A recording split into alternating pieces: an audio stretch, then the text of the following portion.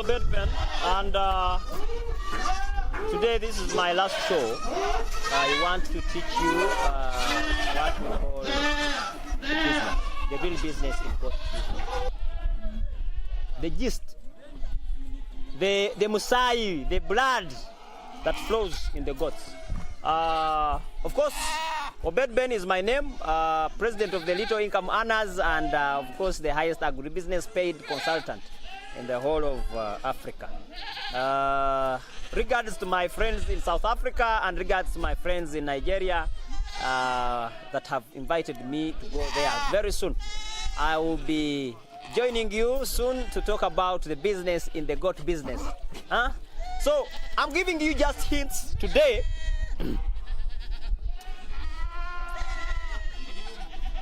When you have a goat pen full of goats like these ours, the business is not the goats themselves. The business is the offsprings. Goats will not grow 2 times the size they had when you bought them, but they will multiply. They will give you in their lifetime, in a lifetime of a goat, each goat, I'm telling you, each goat is supposed to give you at least 32 kids. I don't know if you have gotten the business. One goat is supposed to give you 32 kids in its lifetime, counting the lifespan of 8 years. It means each year it is giving you 4 kids, and in a lifetime it's going to give you 32 kids. So if you have 1,000 goats times 32,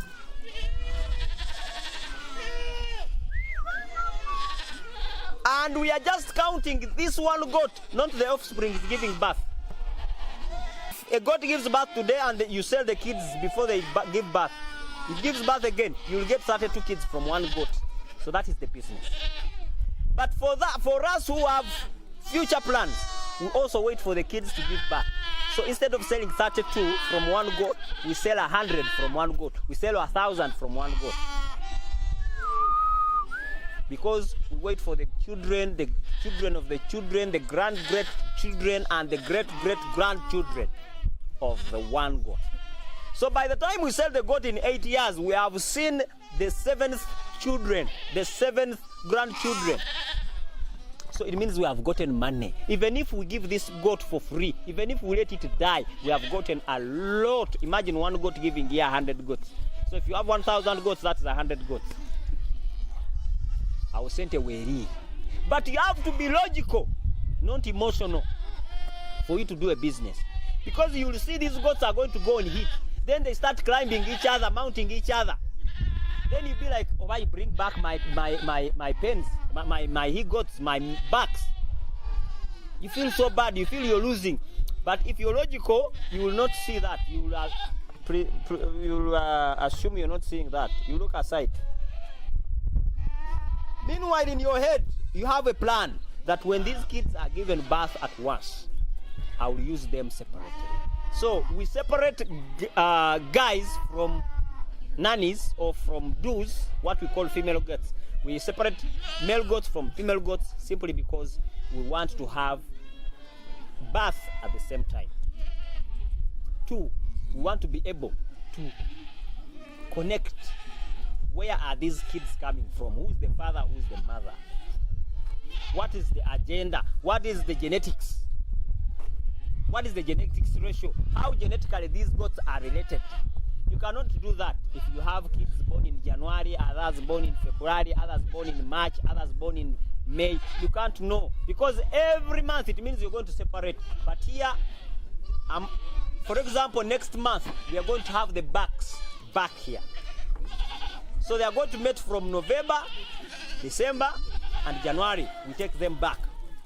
So I'm expecting kids from May, June, and July. That is the dry season. So it means by August, I'm finishing the birth. So I again introduce. So by January, I introduce in August, in July, August and September, so that by January, March, and February, I'm getting kids. So this is an off-season. This is an off-season. Of course, there are goats that will find their way and they get married. That are 0 to 6 months grow at a rate of 60% every time per year.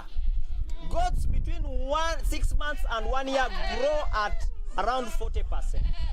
1 year to 2 years, they grow at about 20%. 3 years up to 5 years, you may not even notice how fast it is growing. But you will see a goat will grow very fast, very fast. Actually, sometimes beyond 60, it goes to 80. So this is a very good season for you to sell. If you're wanting money, better sell between 6 months and 1 year. 1 year and above, wait for a sale. Let's first get the babies in the stomach of that goat. Simply, that is how the business runs. Of course, you can visit YPA here at Rubaga Road. Or come to our farms. You can book in yourself, come to our farms and make sure you learn and benefit.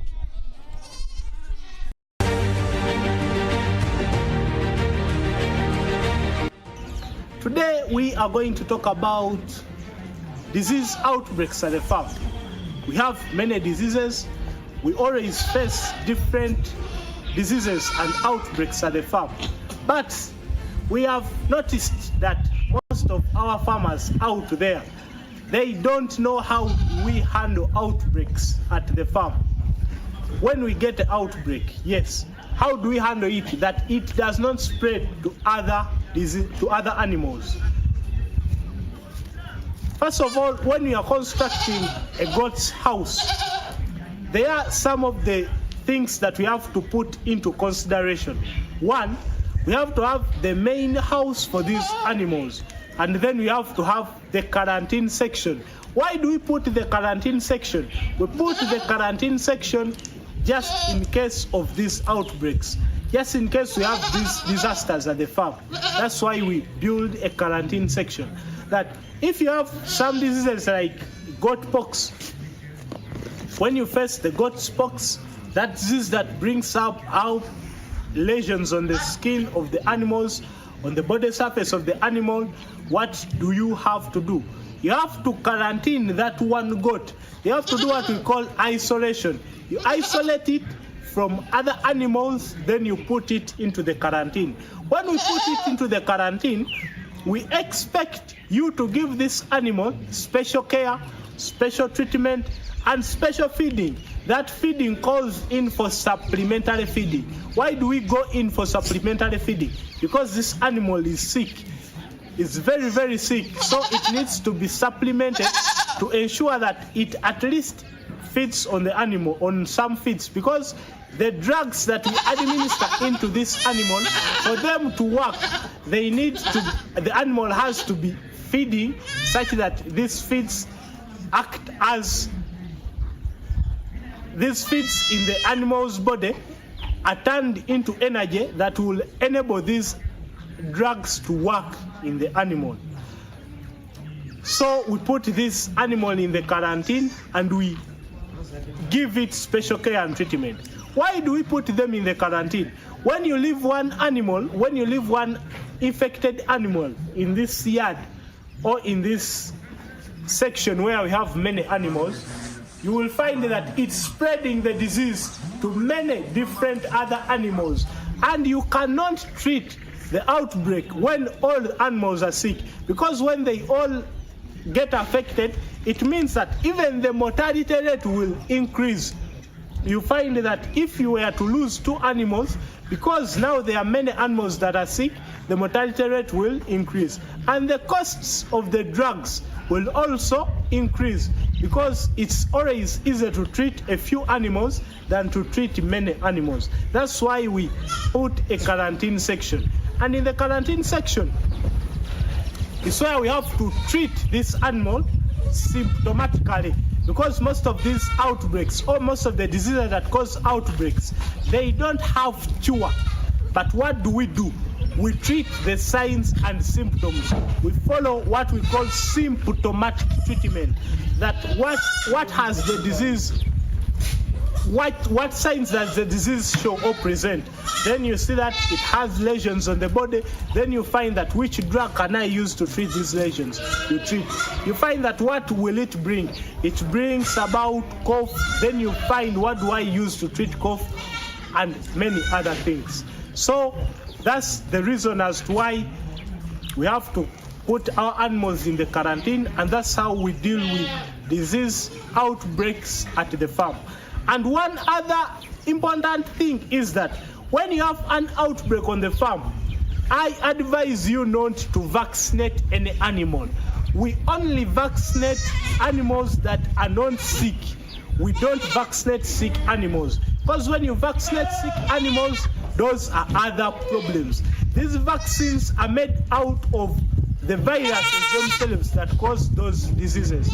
They are the viruses that they are used to make the vaccine or to manufacture the vaccine. So what's the logic behind this?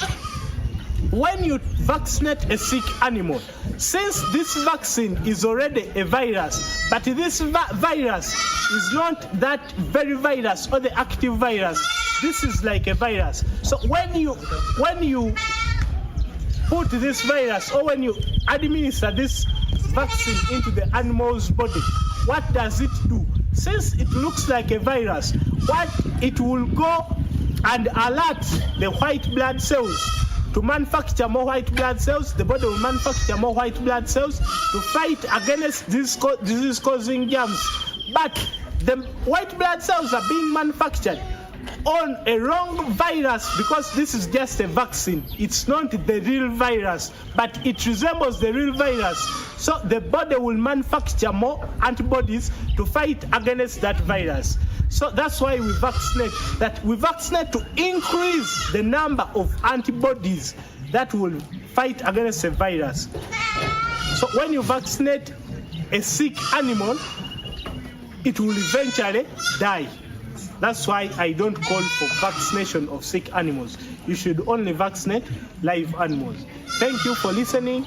Think you have known how we can deal with outbreaks on the farm and how are we supposed to vaccinate. I remain Samuel Mwonge, a vet in YPA.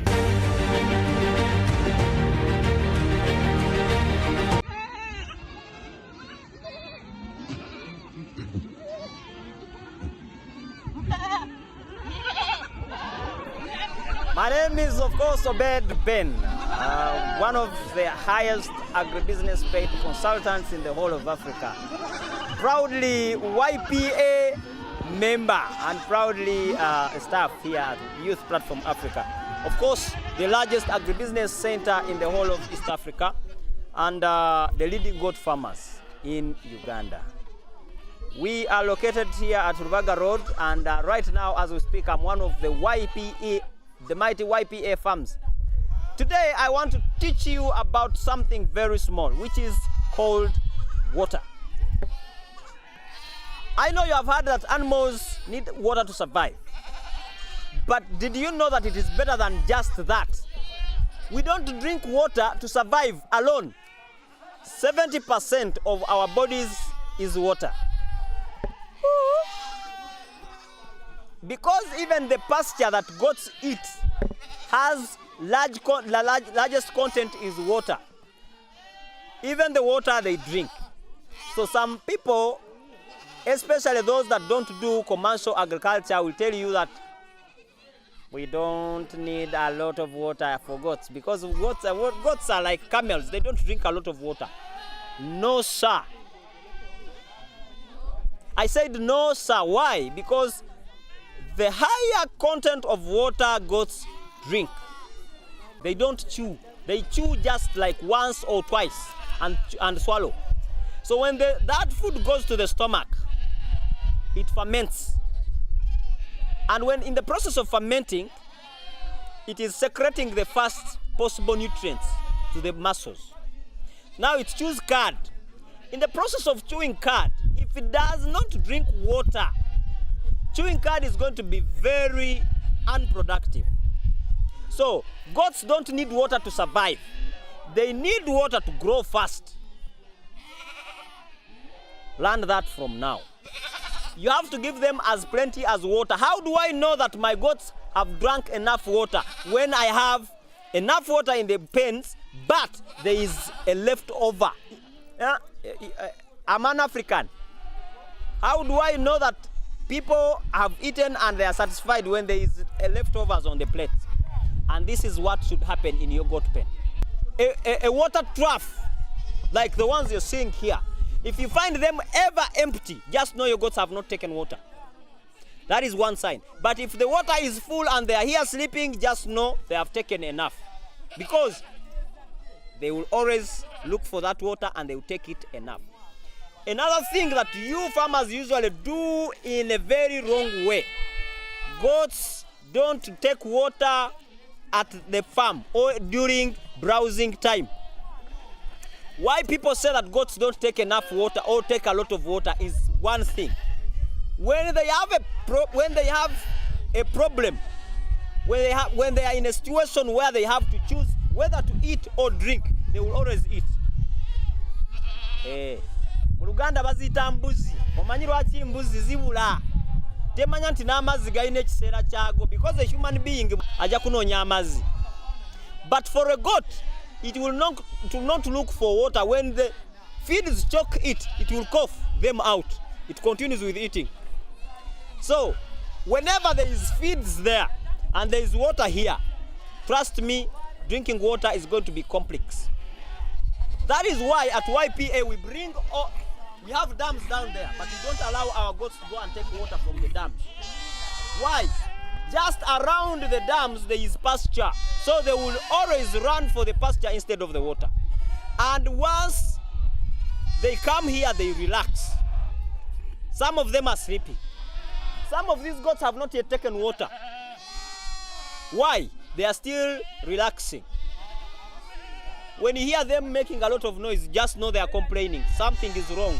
An unusual circumstance has happened. I will not tell you what. First go and have a farm of your own. Embuzi eringa mwana. So if you think for your child that he is hungry before he asks, not that if he doesn't take that food that time, his growth is going to be limited. So that is why you must have water. And make sure where you have put your water trough, there is nothing to eat. So that when it goes there, it drinks and it listens to itself. Should I take more? Then it takes more. Then again it thinks. Sometimes it can even shake. That is why YPA is beating most of the farmers. We have some little small chicks that we have farmers. We have some little small chicks that we have. How on earth am I going to have a goat of 1 year weighing 35 kg? How? That is the logic. Even when you have a goat from South Africa, you have a goat from, it weighs 300 kgs.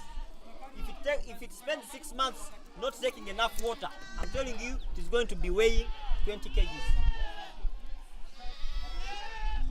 Feeds are good, but we need water for digestion. We need water for growth. We need water for survival. We need water for healthy goats.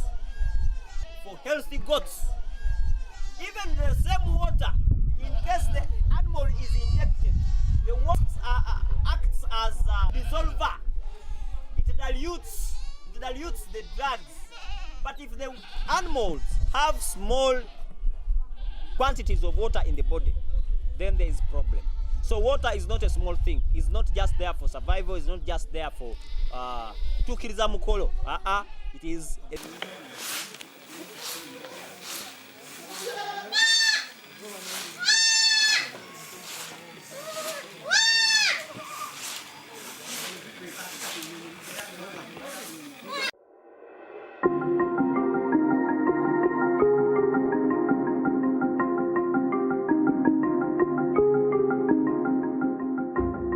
byonna nsooka okwebaza YPA okujja okunkyalirako wano e Buloba Kalambi.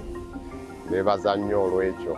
Ekyamazima nagulayo embuzi 2 mu January nga 5 nga za mawako, nga 24 embuzi emu yazaala abaana 2, akasajja n'akakazi era endala essaawa yonna nayo egenda kubanga ezaala. Ongera okwebaza aba YPA abankyalidde olunaku olwaleero nga 4 omwezi ogwokubiri okujja okunyongera okunjigiriza batya bwe balabirira embuzi za zero grazing.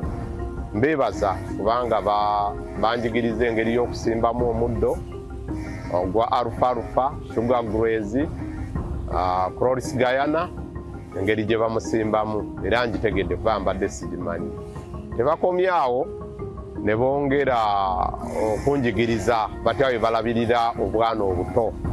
Obuto mbulabye babulabirira era njizeemu nnyo, mbafunyeemu nnyo newankubadde bampadde akadde kaabwe akaweredde ddala essaawa kumpi 2 namba.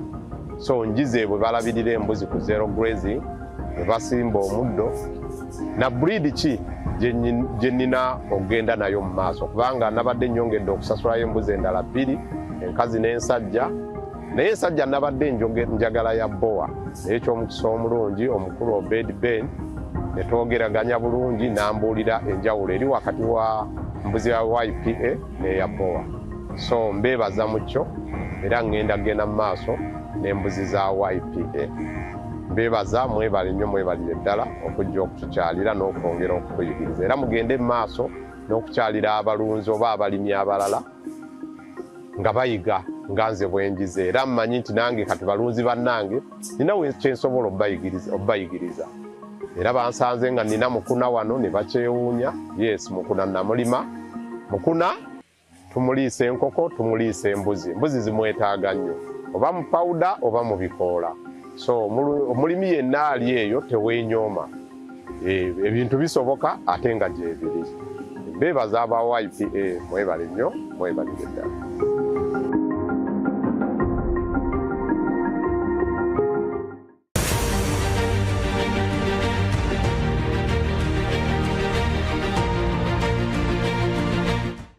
When you have professionals at the farm, you're rest assured that what you want is going to happen exactly the way you want it. When you don't have professionals, you're either gambling or you win by chance. When you don't have professionals, you'll never be sure that what you want will happen the way exactly you want it. Professionals save time. For example, now a goat has to be maybe done surgery. It has to be done surgery. Surgery has to be done on it. What do? Surgery is required, but the people you have at the farm cannot afford. There is a small, maybe simple fracture in a goat's leg, and you need a professional. If schools have sick bays, who is going to attend to your sick bay at the farm? Where are you going to put your goats? Professionals matter a lot in this business.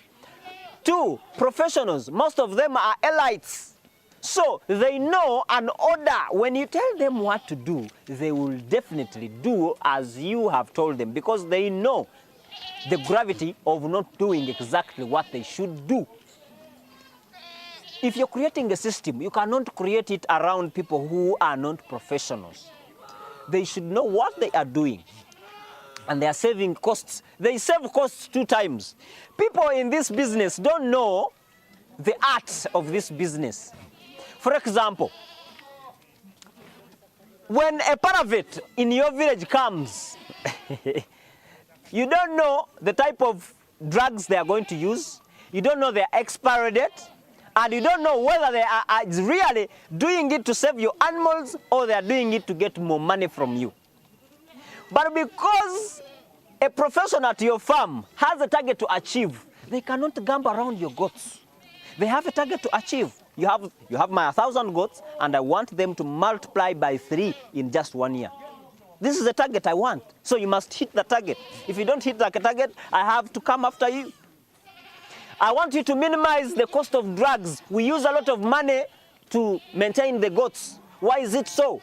Yet we vaccinate, yet we deworm, yet we spray every week. We do a lot of routine. Why are we spending a lot in drugs? We should minimize this. You cannot tell this to a paravet because they also have a family to feed. They have routines to attend to. They have introduction. So they will kill your goats. And because they have no option, they want. So they will kill your goats. And because they have no option, they want the money.